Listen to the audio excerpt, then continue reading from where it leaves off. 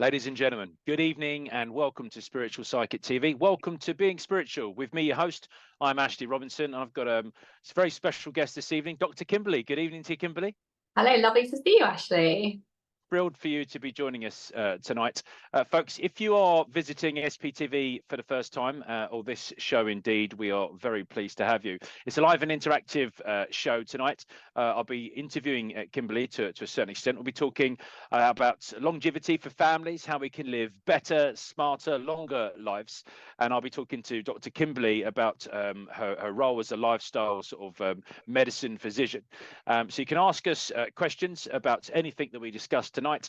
Obviously, as a spiritualist medium and counsellor and minister of religion, I'm happy to answer any of your sort of spiritual questions as well. But while we've got Kimberly on the show, think about some of the things we talk about, because as we talk about our spiritual lives, the best way of living our lives, tonight we're going to really open that up to talk about the different ways that we're all living our lives. And then rather than just sort of the spiritual philosophy side of it, we've got special guests like Katz that will make frequent appearances as well. Biscuit has come to say hi. Yeah, very, very welcome. We've got lots of cat lovers in the online congregation tonight.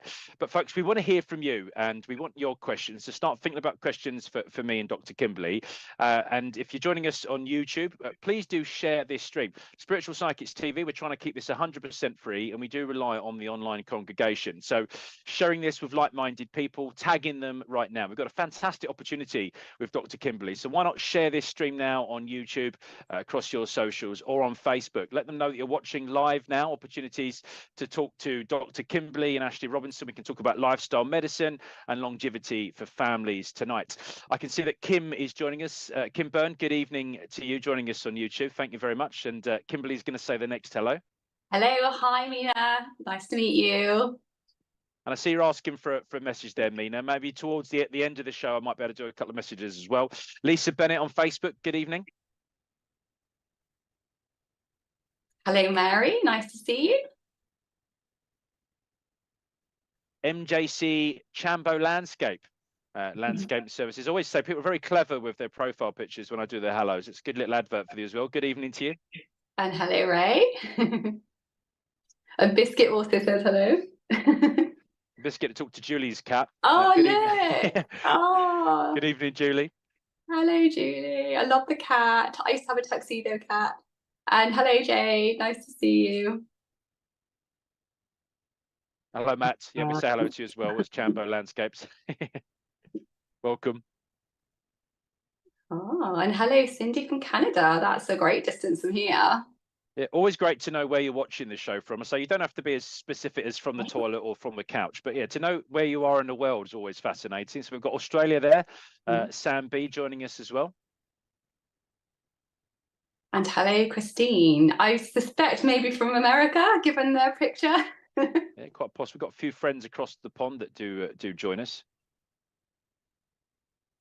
We'll do a couple more hellos, folks. Leslie Moulton, the Reverend Leslie Moulton, who is our spiritual healing professor, Kimberly. She teaches all of our spiritual healing courses and takes people through a 2-year journey. So before they can do spiritual healing, they have to learn a lot about the body and how the body sort of works and functions, and some of the professional standards in working alongside healthcare practitioners. Leslie's also a qualified counsellor instructor, and she trained me and credited me as a counsellor. Oh, gosh, that's a lot, isn't it? Fantastic. Nice to see you, Leslie. Jane Wilson, good evening to you from the Isle of Man. And lovely doggy as well. Ah, and Mina's from Michigan. Another American. Hey, I think it was Matt, wasn't it? Matt from Kent. And anyone needs any landscape services in Kent, Matt's your man. And Catriona from Ireland, hello. I think Biscuit is going to be a permanent fixture at the back of my... Oh, very good. And Emma Hammond from a huge daddy long legs on the wall, just that of you. Biscuits playing with. Yeah, hi, Emma from Carshalton. Yeah, not far from me. And for those that don't know me, I'm based out of Wimbledon Spiritualist Church and our sister church at Hatbridge. Oh, and hello, Amy, another American. We've got them in force tonight. I feel like we're outnumbered. Yeah. Michelle, good evening to you, joining us on Facebook.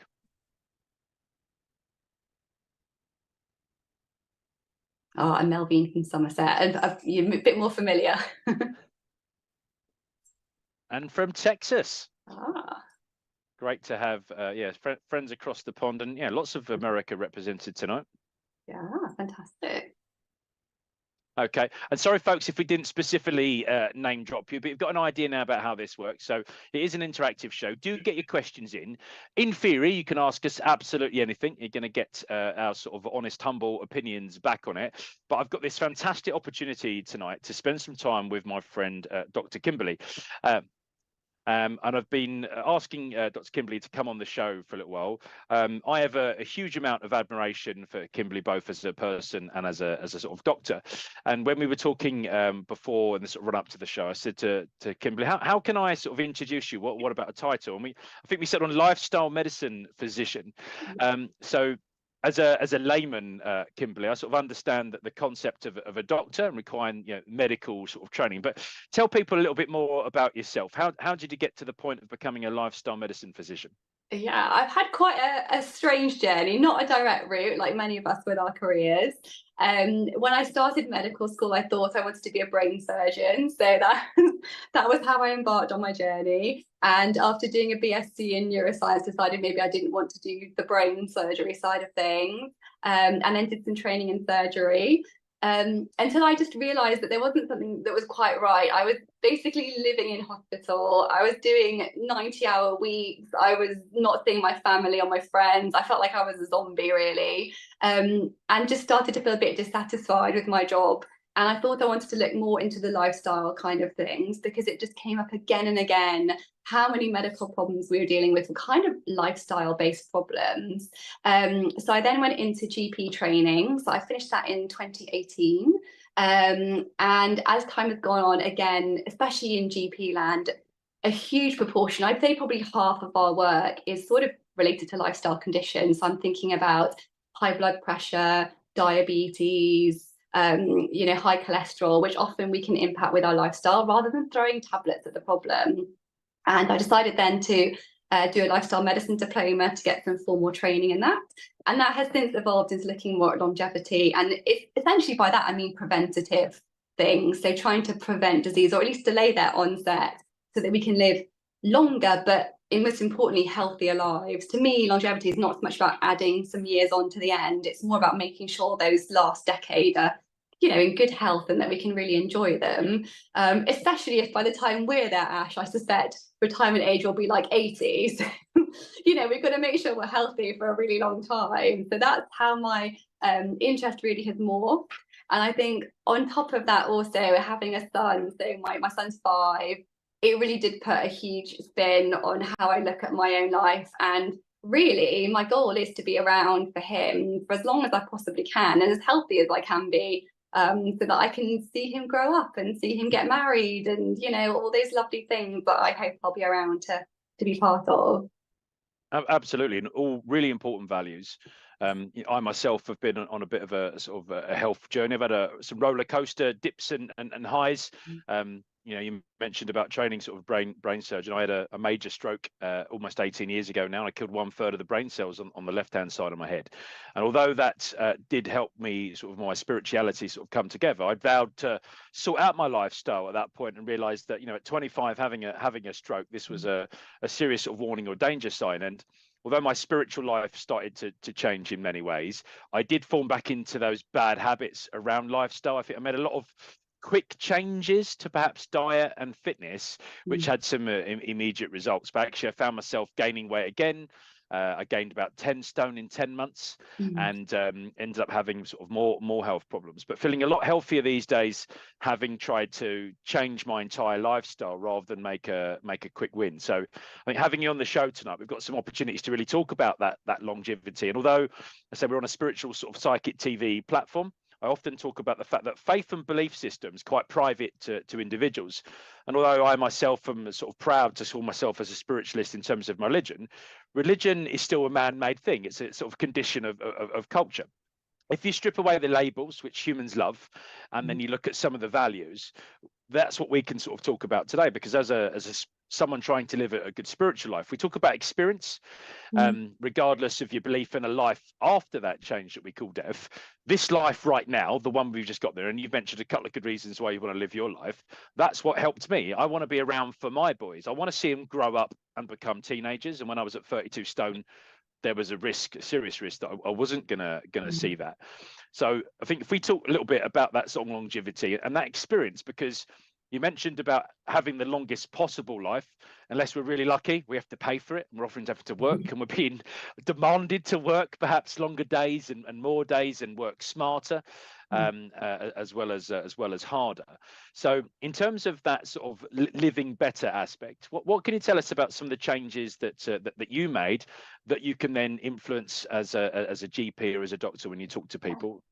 So when we think about lifestyle medicine, we're thinking of all the non-medicine, non-medical, like as in tablets and pharmaceutical stuff that we can do. So there's sort of different pillars that we look at. So to me, the biggest one, and the one that I still struggle with probably the most, is sleep. I don't think we realize how important sleep is for just all of our health. So having a son also who did not sleep through the night until I think about the age of 4, and even, for example, last night I was in his bed for 2 hours, he's still not a great sleeper. Sleep has become a bit of an obsession to me. So lifestyle medicine, sleep is a big one. In terms of its importance, we know that if you have under probably about 4 hours sleep a night, you're at a huge increased risk of things like heart attack, stroke, even cancers. And really importantly, which I think we also forget, is it can really drive our appetite. So if we have a bad night's sleep, we're much more likely to be reaching the next day for those sort of like sweet treats, like this sort of quick energy boost to basically get us through the day. So you can see how over time, if you're chronically sleep deprived, like many new parents are, it's really easy to gain the weight as just literally to just survive through the next day. So sleep is probably my number one priority, just in general. And like I said, I'm still very much obsessed with my sleep. I could talk about sleep for a long time, so you can always come back to my tips for that. Yeah. But there's sorry, carry on.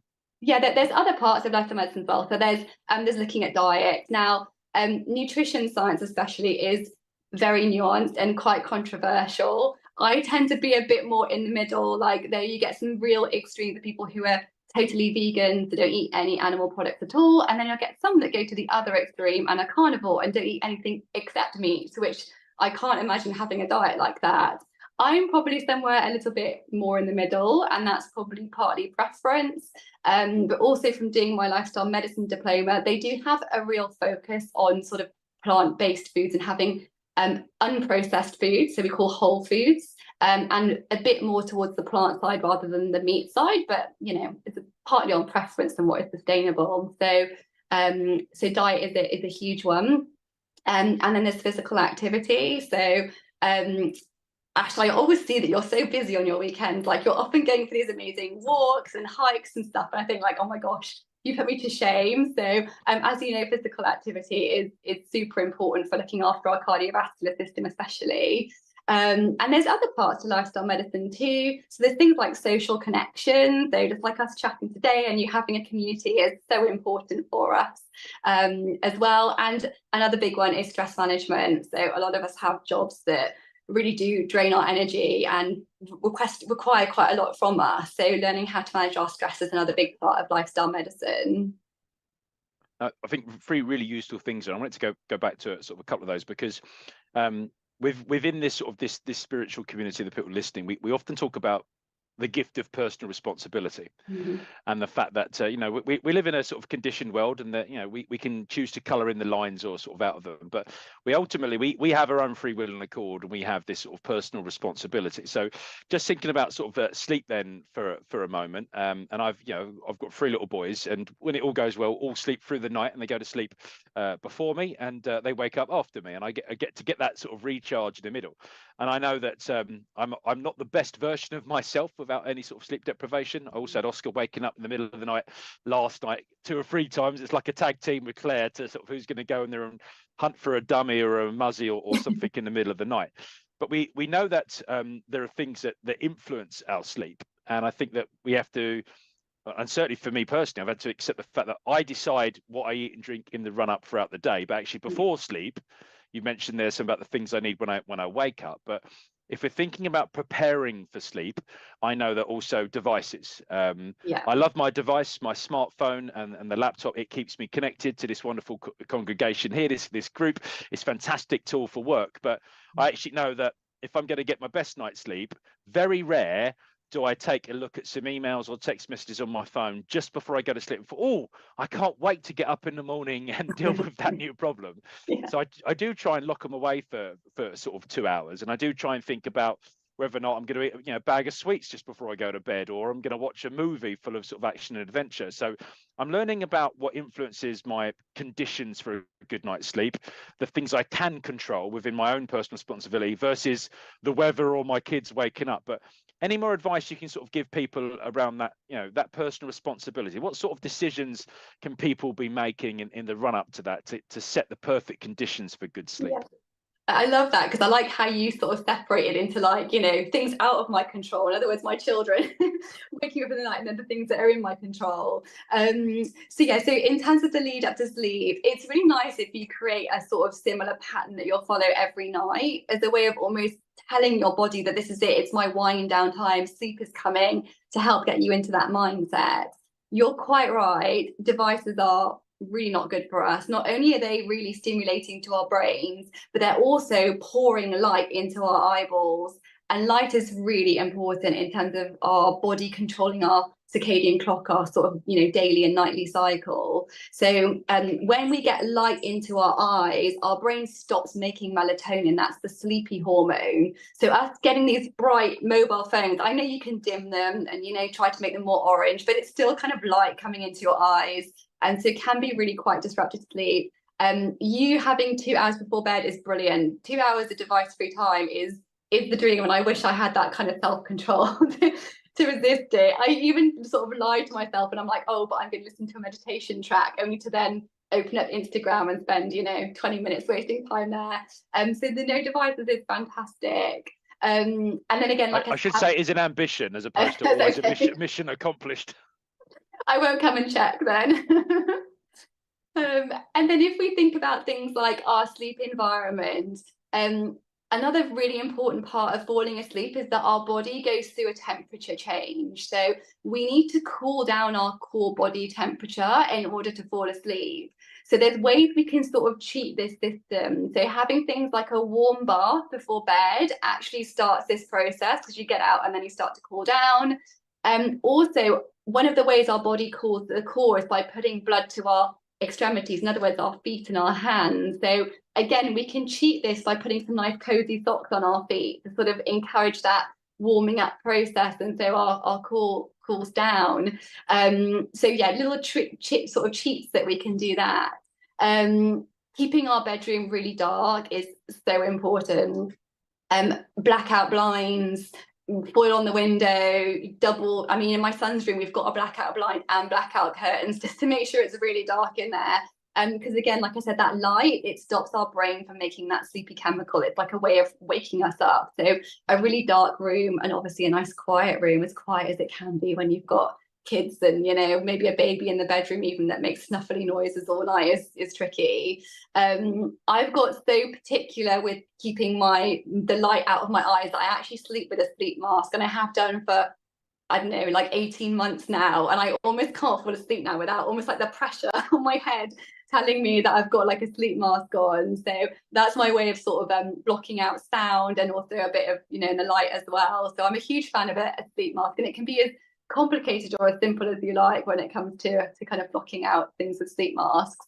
And then room temperature, we actually want quite a cool environment, so we should probably be thinking about having our room temperature somewhere to sort of 18-ish degrees, which feels quite cool for a lot of us. And again, it's to help with that sort of body temperature, especially overnight. And you can, if you're someone that gets cold like me, I'm pretty much always cold, you can have lots of snuggly layers on. You can have duvets. I've got a duvet and a blanket on my bed, because what it means then is if you do get hot in the night, you can throw that off and you'll cool down really quickly. So it's a way of just helping us to keep going through the night. It's quite normal to actually wake up temporarily in the night and get a bit restless, toss and turn, whatever. As long as you're not awake for a long period, then we actually consider that to be quite normal. So that's looking at kind of like the evening and the lead up to bed. But what I think a lot of us forget is that what we do in the morning then helps to set our body clock for the day going forward. So when we wake up, the ideal is to get some really bright sunlight into our eyes. So trying to get out of the house in the morning for 15-ish minutes if you can, whether that's doing the school run or, you know, I've got like a sad lamp that I use in the winter and I put it on for the first 20 minutes of my day when I'm working to just blast my eyeballs with some nice bright sunlight to basically tell my brain that it's probably time to start making melatonin, the sleepy hormone, about 12 hours later. So that's what that light does. It almost like tells your brain, this is, you know, we've got about 12 hours now until we you know, we're going to get sleepy again.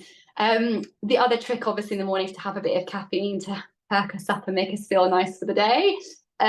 But I avoid caffeine after, for me, about midday. Some people will say 2 o'clock, 4 p.m. It kind of depends a bit on the individual because we break down caffeine at different speeds. But for me, I try to avoid caffeine after midday because it definitely does influence my sleep. And the way that works is quite interesting. So one of the things that creates that sort of sleep pressure, that sleepy feeling, is we get a buildup of what's called ADP in the brain. And when we have caffeine, it blocks the receptors that would bind to. So it's almost like it's masking, it's like hiding the sleepiness from our brains. So caffeine doesn't stop that sleep pressure, but it sort of hides it from our brain, which is why you can sometimes get a bit of a crash as that caffeine wears off. And then our brain suddenly sees all of this sort of sleep pressure chemical. So yeah, so I have to be quite careful with caffeine because I am quite sensitive to it. So that's another little tip is you know, work out for yourself how much caffeine you can get away with, if you need any at all. Like I think when you've got kids, it's like a given that you need caffeine. There's that special moment in my day where the caffeine hits the soul, and it makes me a better human being, I think. But yeah, definitely. I mean, although I did have a coffee tonight, I've had a long day at work. I was running late for the show, so I've actually broke a lot of my rules because I needed a bit of a kick to get going. You're just giving some really practical and fantastic tips about getting our best sort of possible conditions for sleep and then waking up. And although this is all great stuff for living our lives, a lot of our community are sort of quite spiritual. We talk about meditation. We talk about preparing yourself for the best possible version. Now, in part, we've already said, well, living life, the experience we're having right now, doing things for fun with people we love. Actually, that's why we're here. And even people outside of a faith and religion talk about the fact that's what life should be about. You should be enjoying it, and you should be doing things to enable it. For those that are developing sort of spiritually, we talk about opening up their sort of their mind's eye. We talk about conditions in that sort of meditative state, and actually how in a dream state, some people's more vivid dreams could be things from another realm. Now, we mentioned briefly about devices, and you said about like a meditation.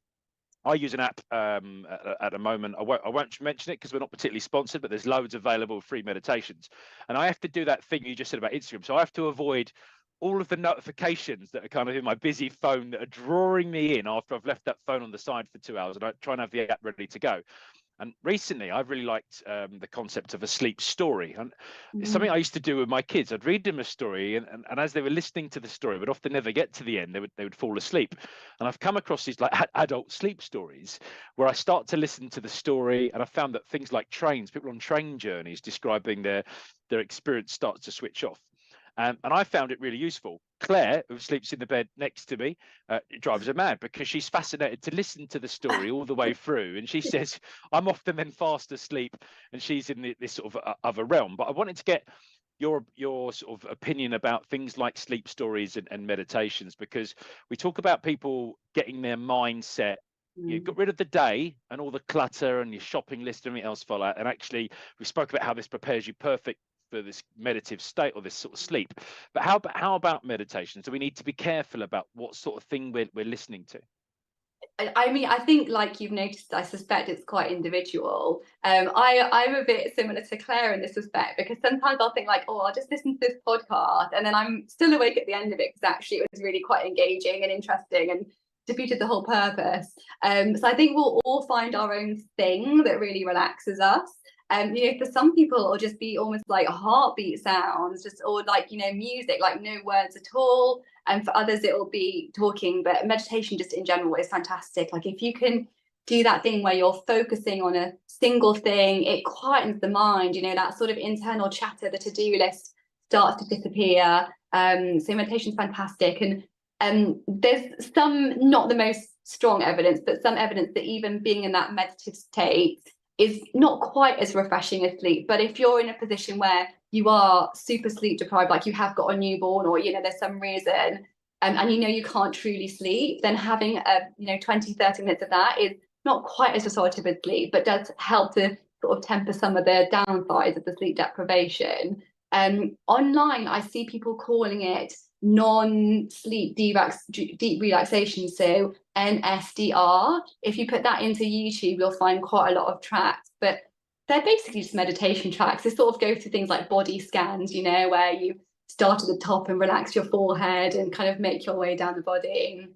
I've actually started doing that with my son recently. So he lays in bed, and I don't think he's quite got the hang of sort of visualizing his body and space and stuff. So I sort of put my hands on, start with his feet, and I say, pretend my hands are like warm sunlight, and underneath my hands it feels all relaxed and sleepy and heavy, and I sort of work my way up the body with him, and he really likes it, and it sends him to sleep, especially on those nights where he kind of doesn't want to go to sleep and he's sort of a bit fidgety and he's got 100 questions and stuff. Then now my go-to is to be like, oh, let's do the relaxation. So I think you can also indoctrinate your children with this stuff as well. I think it's a fantastic habit. Like, I wish I'd known about these things when I was younger. It didn't seem to be a thing for us, did it, when we were children? Yeah, true. Someone was just asking a question there about caffeine. I've not come across it before. Cindy was saying that caffeine doesn't necessarily work as a wake up for them, and could have a coffee and sleep right after. And I've seen truckers do that, maybe a truck stop, have a quick power nap, wake up, and then ready to go. Yeah, so there might be a couple of reasons for that. It could be, Cindy, because you're drinking a lot of caffeine, you've built up a bit of a tolerance to it. So you could be just a bit resistant to the caffeine. You could be what we call a fast metabolizer, which means that actually you digest that caffeine really quickly. But also the other thing to think about is with caffeine, it probably takes about 20 to 30 minutes to really kick in. And sometimes people will have a power nap in that interim and then wake up feeling like the caffeine's finally kicked in. In fact, I think they do that quite a lot in Italy, where they have a bit of a sort of espresso and then a siesta for 20 minutes. And then at that time, when they then set their alarm to wake them up, the caffeine has kicked in. So it could be one of those three things, like a matter of timing, or you could sadly be one of those people that's resistant to caffeine. So if you enjoy coffee for its taste and experience, then great. But I don't think maybe you can rely on it, unfortunately, for perking you up. If you're wondering about the caffeine content, then generally green tea has a higher caffeine content than coffee. So you might want to have a bit of a try with something like a green tea instead, and see if that will help you to decide if it's just a matter of you being a fast metabolizer, or maybe that you've got some tolerance and need a higher dose, in which case maybe you also have some time without. Yeah, it makes sense. You mentioned about us having different sort of sensitivities. Cindy was also asking about specific frequencies to help with sleep, but I think you're saying trial and error, work out what works well for you. I know Oscar loves like white noise, and even like a sort of a cackle of like almost like a radio that's broken. Yeah. Whereas Ethan wants to listen to more of a sort of a story. In fact, he likes the repetition of the same story. I feel like I've heard the start of this story several times now. He's into Minecraft and things.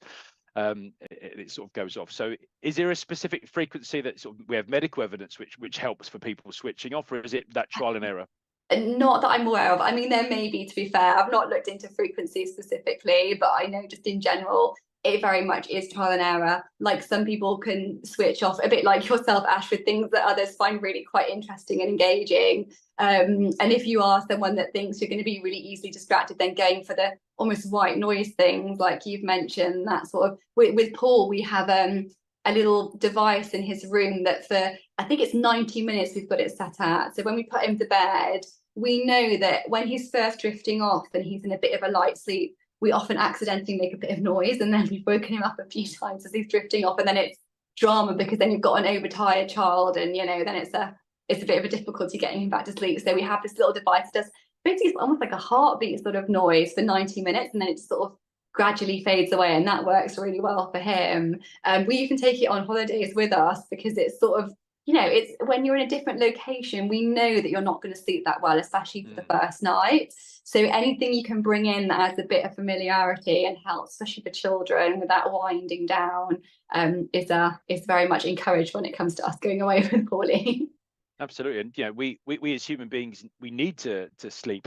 Some of us seem to have almost like a superhero strength. I know your partner often can cope and thrive quite well without as much sleep as I would like. But I think getting those conditions right and setting yourselves up for the best possible spirits the next day all seem to make really good sense. Emma's come in with a question here about she seems to have nothing but nightmares when I sleep, which make me up in tears. No idea how to sort of stop happening. So I'd be interested in your opinion on that, Kimberly, and then Emma, I'll sort of see if there's anything else I can add from a different point of view. Yeah. So Emma, I can imagine when you know that you're probably going to get nightmares, there's probably a bit of an anxiety about falling asleep in the first place. I know from a lot of patients that I've met with that have things like PTSD, how they're almost scared to fall asleep because they just know they're going to get these really horrible nightmares.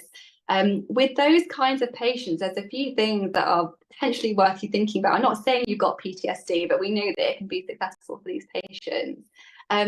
Treating any underlying anxiety can be really helpful. Like sometimes with the root cause for these nightmares, obviously we all interpret nightmares in our own way. Sometimes they may be things that have actually happened to you, in which case going through a counsellor and picking through that stuff to sort of desensitize you to those memories or those nightmares might be quite helpful. In PTSD, there are some medicines that we sometimes use as well, more to treat the sort of underlying anxiety or depression or some of the PTSD symptoms. Otherwise, they're not specific for sleep, but they often do help to improve with the sleep. The other thing is, obviously, I don't know much about you, Emma, but there are some medicines that can actually give us, as a side effect, quite vivid dreams. So one that comes to mind is something called a beta blocker. So these are medicines that quite often end in alol. So there's bisoprolol, propranolol, for example. If you're in America, apologies, because I know they prescribe everything by brand name and I'm used to knowing the brand names.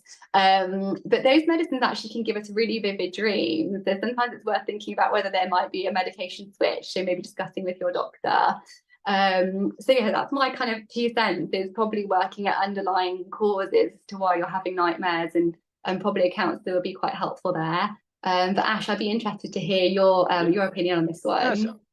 Yes, it's really good advice. I mean, as a sort of dad, I've got a 6-year-old that often has nightmares, and for me, I try and find sort of picking away, because a lot of his nightmares are about things that I don't believe exist, if you like, in this 3-dimensional world. You know, he'll have dreams about monsters, killing him or killing people, and I, as a layman, try and think, well, are you worried then? Who is it they killed? They killed Dad. Well, you're worried about losing Dad? Well, Dad's right here. So you know that when you're waking up, if that's only happened in your sleep, that those things haven't affected me. But actually, the monsters you're seeing in your dreams are part of your imagination. They exist in another realm, a sleepy realm, or somewhere else, and actually they're not right here.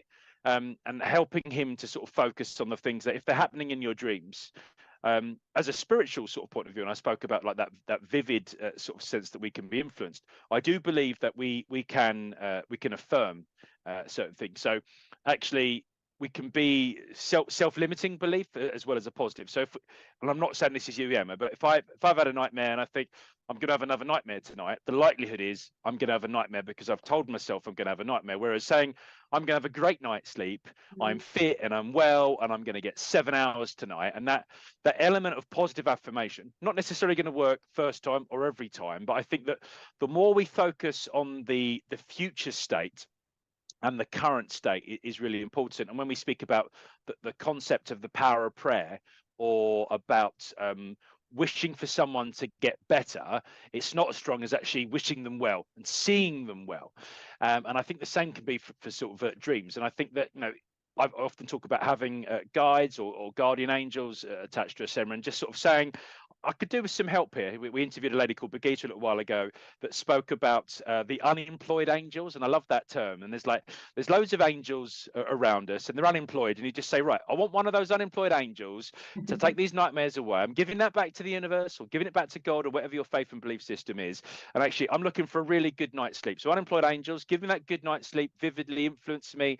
Perhaps you surrender yourself to some learning and development, and you want to go off somewhere, and maybe going off on a story and affirming around that sort of those conditions you want could be quite helpful. So hopefully that makes sense for you, sort of, Emma. And I think it's really nice actually to have sort of, you know, Dr. Kimberly's opinions on this as well. I know you mentioned there about having some online therapy to try and help with general stress and anxiety at the moment, hoping it ties in and works for that too. And I think that's really important. And I like that, Ashley. You know, you're basically, a lot of that was kind of mindset, isn't it? So going into your sleep with a positive mindset. Things like a lot of my patients really love gratitude journaling, where it's, you know, you're not focusing on all the things that went wrong that day, but you're instead thinking of things that you're grateful for. A bit like with prayer and stuff as well, you know, like you're trying to bring those sort of positive vibes. The other thing that I didn't mention in much detail was when it comes to, obviously the counselling may well help, and there's a form of counselling which is called EMDR, so eye movement desensitization or something, I can't remember what the R stands for. With EMDR, there's a few different things that they take patients through, but one of the things that I think is really useful, and sometimes I use it for myself, is when you've got something like that, which is really quite upsetting, if it's a common recurring dream, so you can remember the features of it, is actually allowing yourself to replay it in your brain in the day, which I know sounds horrible and terrifying and like it's torture, but you do it that inside your head, and then you start to very subtly change things about that vision, essentially. So it might be making things from color into black and white. It might be shrinking everyone down so they're really tiny. It might be speeding everyone up so they have like a really silly, high-pitched, squeaky voice. So you subtly start to change things so it becomes much less scary and less threatening. And it can take a lot of the power away from those nightmares then. So it becomes less scary then for you to fall asleep, because you think, well, you know, that's not scary anymore. So maybe with asking your counsellor if that's something they can work through with you, or even doing a bit of a crude version yourself at home, would be potentially quite helpful as well. Yeah, some really nice practical things there. I wanted to talk a little bit more about, you spoke about lifestyle and you spoke about sort of diet. And he said that there was some evidence about the types of foods either affecting our life.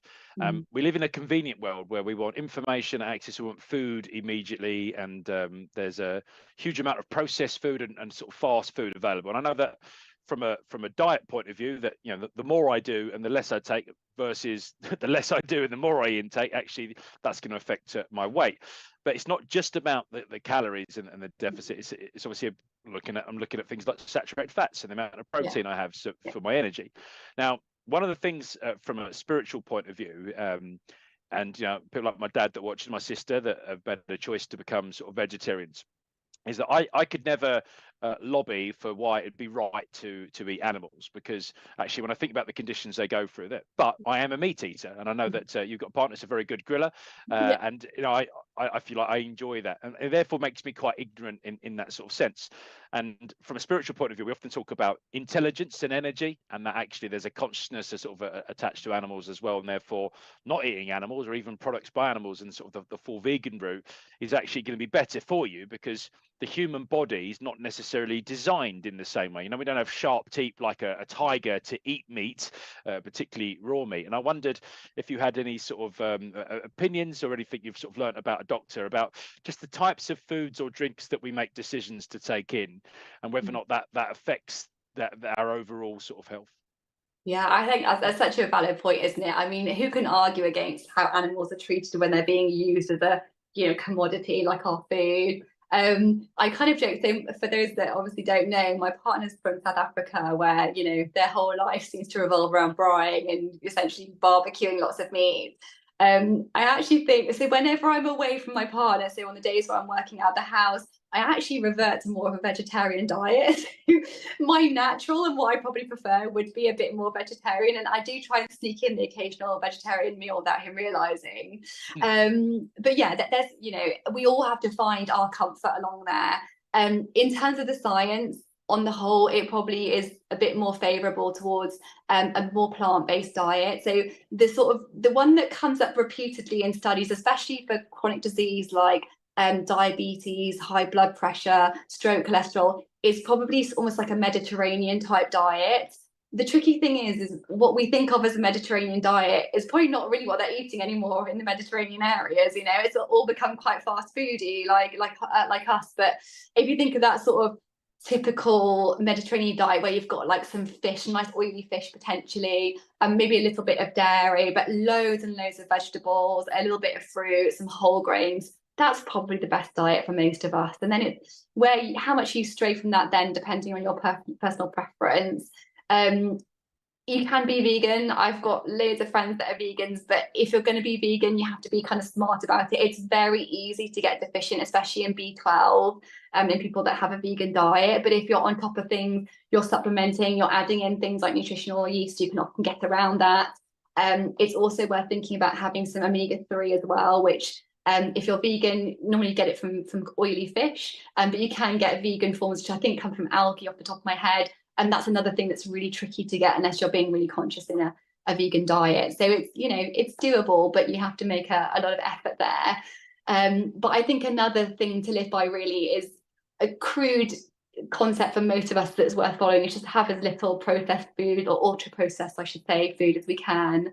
I mean, our bodies weren't really designed to have emulsifiers thrown at us, and combinations of food that you don't find in nature. Like, you don't find really sweet things with loads of fat in them in nature. So moving away from these ultra processed foods, our body doesn't really understand how to digest them and use them, and so it's really easy then for us to become sort of metabolically unhealthy. That means things like developing pre-diabetes or insulin resistance, our blood pressure starting to climb up, our cholesterol climbing up. So yeah, the general rules I have is I know that all patients have their own preference when it comes to diet, and some of that's cultural and sort of driven by their ethics. But it's, if you can do a few key things, which is reduce the processed foods as much as possible, maybe put a bit more plants on your plate if you can.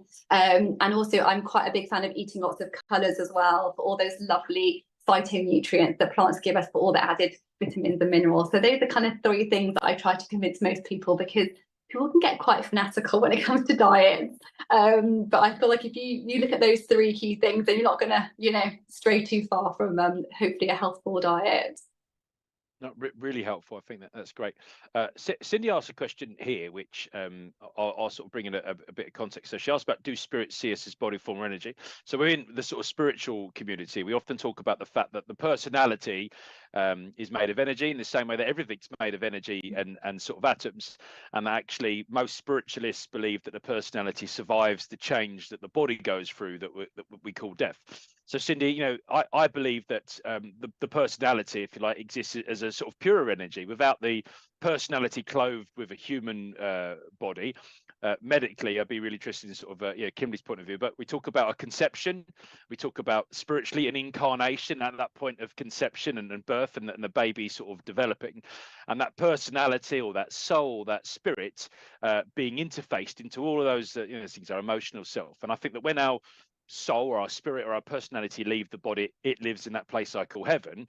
But for me, heaven is perhaps another way of describing what scientists would refer to as a dimension where energy exists. So if that spirit exists in a pure energy form, I know that they can reproduce a body of their own making, and often they reproduce a spiritual body that looks like a human body, and actually they often do it without any of the imperfections, when themselves a bit taller, a bit shorter, a bit thinner, a bit fatter, a bit younger, or they change their sort of hair.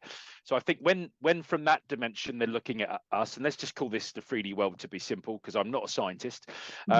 They see us very much in the way that we see each other, sort of through that lens.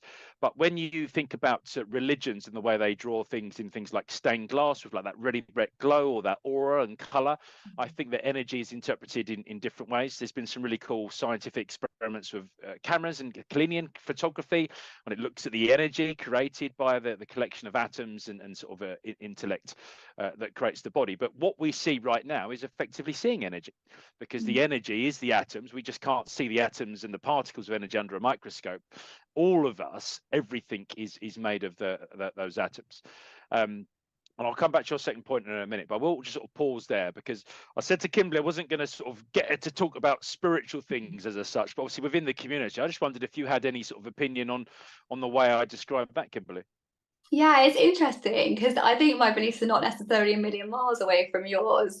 This is obviously not based in anything that you learn in medical school at all. This is all kind of what I guess I've developed over the years. So I wasn't really brought up with any sort of structured religion or much of a spiritual belief, really. But I don't know how much of this is, obviously as a doctor you get exposed to people towards the end of their life, and quite often you'll be with people's bedsides as they're passing.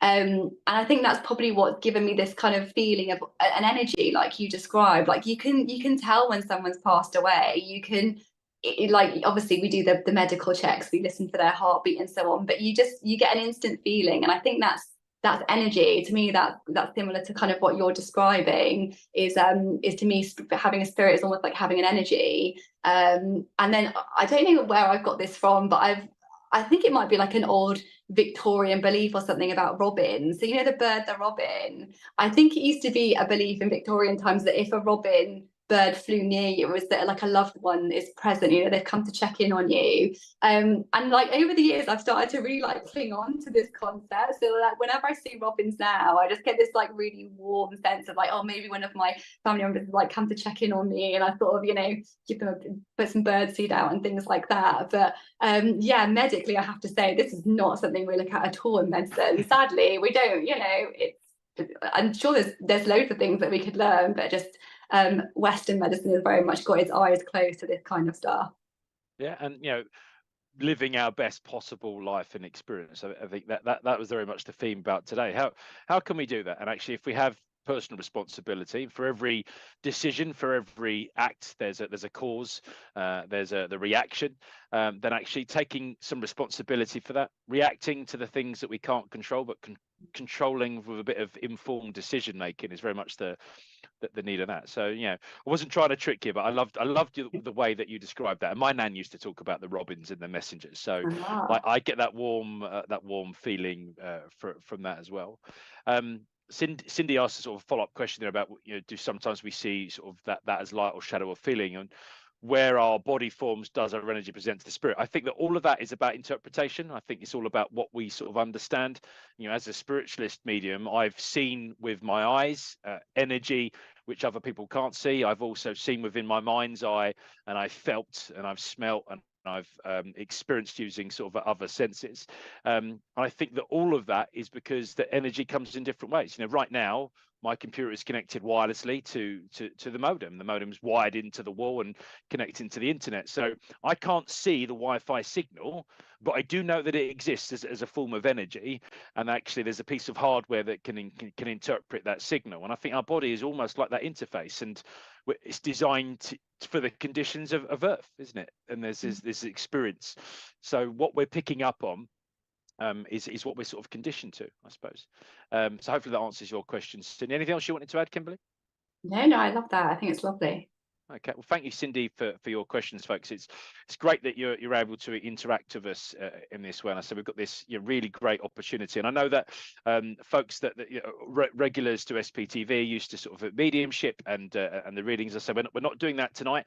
I'm here every 2 weeks, and I do spiritualist mediumship as well as sort of psychic readings and draw cards for people. But I've got this fantastic opportunity tonight with Dr. Kimberly, and I think that although they are separate conditions, I love getting Kimberly's opinions on some of these things that I hold as a belief system.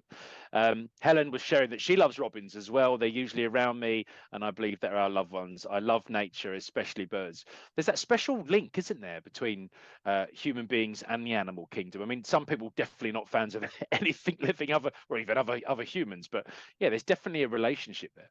Oh yeah, I mean, gosh, you've already seen Biscuit. One of my two. Biscuit sat next to me actually. Now I've got another cat, but she's been a bit antisocial. I mean, our house is I love animals. I mean, in fact, when I first met my husband, I wasn't sure if I wanted children at all, to be honest with you. And he sort of was like, well, I'll tell you what, if you have 2 children, or I should say we have 2 children, then you can have as many animals as you like. He knows me so well. And actually then we had 40 and we're like, yeah, I think we'll just have 1. But in the meantime, I've now got I've got 4 chickens. We've got 2 cats, and we've got a lot of fish that I can't keep track of because that's more Paul's domain. But I love animals. Like, I feel such peace when I'm with animals. I think they've just got genuinely such gentle natures for the ones that we mostly interact with. Yeah. I find that the presence really. One of the interesting things about the animal kingdom, you think about all your animals which come under your family umbrella, they're not using language in the same way that you and I are sort of speaking in English to communicate now, but in their own way, they're able to communicate and interact with each other without language. It doesn't become a barrier in the same way that, we've got guests today that might not all speak English as a first language, but animals, you could put Biscuit the cat in with his cousin from across the world, and actually they'd be instantly communicating with each other in some way, sort of shape or form, without language as a barrier. Yet as human beings, we think ourselves so special sometimes. We've developed all these really clever ways of communicating, but actually sometimes makes it more complicated. Yeah, it's so true, isn't it? There's a lot of body language with animals, isn't there? And I think because I always grew up with animals, I can look at a cat or a dog and know, like, should I approach them or not? And I think if you've not grown up with pets, you don't necessarily have that instinct as well. Like you said, there's so much communication that's not verbal that you can pick up from people and animals. And That our animals, I think you said they pick up on yours, so your animals almost yeah. know the mood that you're in. Yeah. Oh yeah, for sure. Yeah, especially my last cat, Achilles, he was with me for a very long time, 16 years. He saw me through everything, through like medical school and meeting Paul and getting married and having Paulie and so on. So yeah, he definitely could pick up on my mood really easily. And These two are still kids, clever. but they're a bit still quite boisterous. Mary just said, can spirit energy connect to you whatever mood you're in, or do you have to be relaxed? I think that if spirit is a pure energy, we have to exist that. Although I often think about heaven as being above. Again, I think that was, and I do believe that Jesus existed as a person. I think he was probably a leader and a teacher. But is it possible that Jesus was misquoted? I often talk about this show, and actually, when he was talking about heaven being up, was he trying to help us understand that there was a higher level of frequency or energy, and that actually there was this cunning plan when he spoke about, God being his father, just to help us understand that the way that a father creates a child, perhaps energy is experiencing or expressing itself in sort of different ways. So Mary, I believe in that idea that all energy can communicate and interact at a pure particle point of view. I've only got 1999 English GCSE science to sort of base that on, but I remember, Mr. Hornsley saying that all energies in constant communication with each other can exist in more than one play another. But I think we spoke about all those great tips about relaxing yourself and preparing yourself for state. If you're looking to use things other than your senses, or even if you just want your existing six senses to be at their perfect sort of optimum level, we've got to look after ourselves. We need to sleep well, eat well, drink well, to live sort of longer, better lives. And therefore that actually makes all of the conditions better. Anything you wanted to add to that one, Kimberly? Not really. I just wonder, if you're in a very busy day, you're stressed at work. I think even if there was some sort of spirit connecting with you, I wonder if you would be receptive to it. For me, I feel like I would need to be in a relaxed state to have it on my radar, if that makes sense. Absolutely, and particularly in that information is so readily accessible world. And I'm bringing up 3 kids that have just grown to sort of it.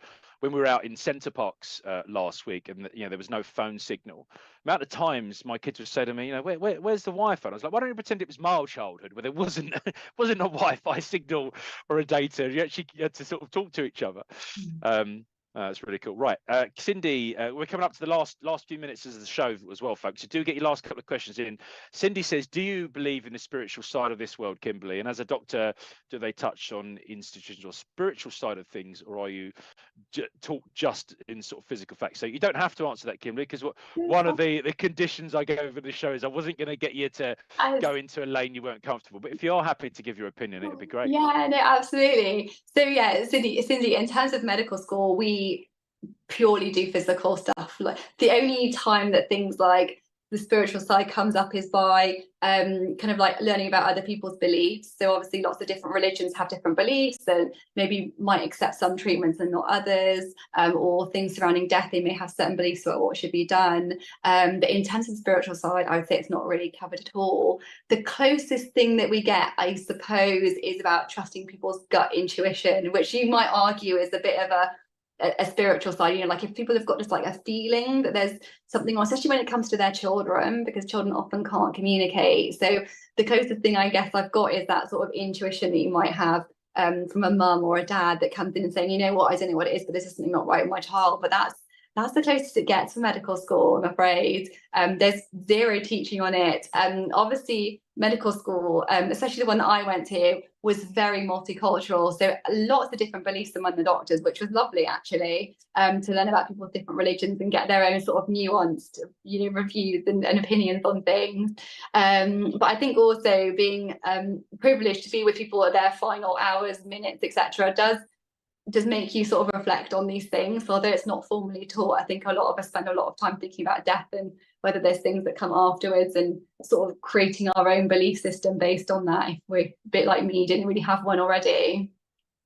Yeah, and I think if we go back hundreds or even thousands of years ago, there was a time that medicine, science, and religion actually all stood quite close together, and some of the people in those leadership roles were either expected to have a knowledge of it all, or they perhaps used one thing to sort of describe the other. I think there was probably a time where medical intervention knowledge was quite limited, and therefore they relied on faith, or all the good stuff and all the bad stuff, it's because of a god or gods. And there's an element perhaps of science and religion going back to back and walking off in different directions at some point to try and separate it. But I do wonder if in an attempt for science to prove more meaning and understand the universe, they will inadvertently prove the existence of something greater than ourselves. Whether or not that is the way that we describe God, I mean, my own personal belief is that God isn't a figurehead or a being, and I don't take away from anyone that does believe in a being. But I do wonder if God is a sort of term for what science are yet to sort of describe him. What is the sum total of everything, every bit of energy in the universe? What do we call that? And did someone, many years ago, oh, that's God. That's the word we use to describe it all. So yeah, just my sort of opinion. But Helen, I think you've got the opportunity for one of the last question and it's about cats and dogs. A nice way to finish, but that's why cats and dogs can sense when someone is poorly and be so sensitive to needs. So I think she was agreeing, Kimberly, with your sort of last point about how they can be an important part of the family and about the personality. And as a spiritualist medium, I believe that I'm able to attune to that energy of the personality of the human being after that change called death. But at times I've had evidence of animals who have a life after that change we call death too. Now, I'm not Dr. Dolittle. I don't start talking to animals in the spirit world, but I do believe that animals from call it a telepathic, or are able to influence me with memories of the way that they were looked after. And certainly from an evidence point of view, when I've given evidence of the personality of that animal to someone, they say, well, you're a stranger and you didn't know me or my animal, but you've just given me memories. Now, people like Darren Brown might say, well, Ash, maybe you're doing a bit of mind reading and you're actually telepathically picking up on the memories imprinted in the person as opposed to giving evidence. But it does make me think that there is a realm or a dimension after this 3D one that we can all sort of see and hear and feel in. But I wondered if you had any sort of thoughts on that. So you're an owner of cats and many animals. Yeah, I mean, I really hope that you're right, because like my last pet, Achilles, my cat, was dear to me, and the dream is that someday I will get to see him again. So I I hope you're right, actually, because I would love to be reunited in some way with my old pets, all the ones I had growing up as well, and obviously more importantly family. But because we're talking about pets, yeah, I really hope you're right. No, I think that it's a special relationship. We often choose our pets. We don't always choose a family. So probably members of family we don't necessarily want to bump into others that are sort of detriments of their own sort of self and connections. But animals seem to be an important part of almost all major religion as well. And you go back to the ancient civilizations. Cats were a big important sort of factor in ancient Egypt, and other sort of almost like hybrid sort of humanoid and cats and dogs appear in all these ancient sort of belief and faith system, which I'm fascinated about. So animals have definitely been at the forefront, I think, of this human existence.